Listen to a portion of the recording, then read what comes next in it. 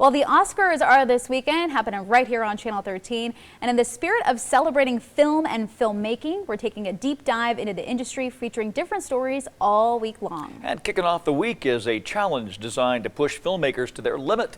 7 movies in 7 days with 7 crew members only on a budget of just $7,000. It sounds pretty difficult. Yeah. 13 Action's reporter Sean Delancey joins us now with a look at the Lucky Sevens Film Challenge. Sean, what you got?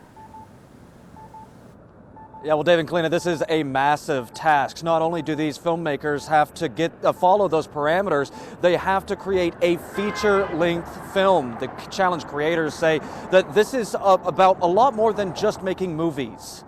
I have very high standards for myself. Deborah Richards is a Las Vegas filmmaker creating award-winning shorts like Dark Lights, currently making the festival rounds. Nice lighter. Thanks. It's my lucky lighter. And Boy Meets Girl, taking home 4 Emmys.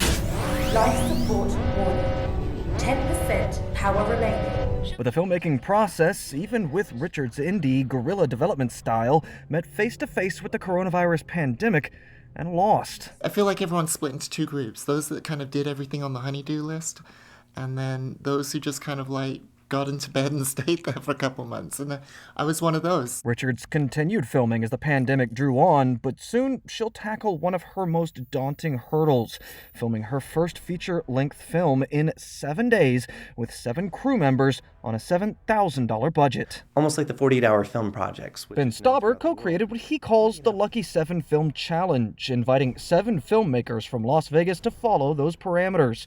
Stauber says the idea came to his team as a way to bind an industry torn by the pandemic back together, creating opportunities and jobs for out-of-work artists. It's such an experience for any filmmaker, for actors, for artists to see their work and to just be able to feel like they're, for even a brief time, to feel like they're a star. Richards says she's up to the task of making what she's dubbed Move Me No Mountain, even if the limitations seem a bit crazy at first glance. The time is terrifying. I don't quite know if I can do it in 7 days, but that's why they call it a challenge, right? Stauber says that they are still recruiting actors for these 7 films, and they are fundraising through an Indiegogo campaign to make it possible. Once complete, these films will be screened at Galaxy Theaters, a location that we're going to be profiling later in our Oscars coverage this week. Sean Delancey, 13 Action News.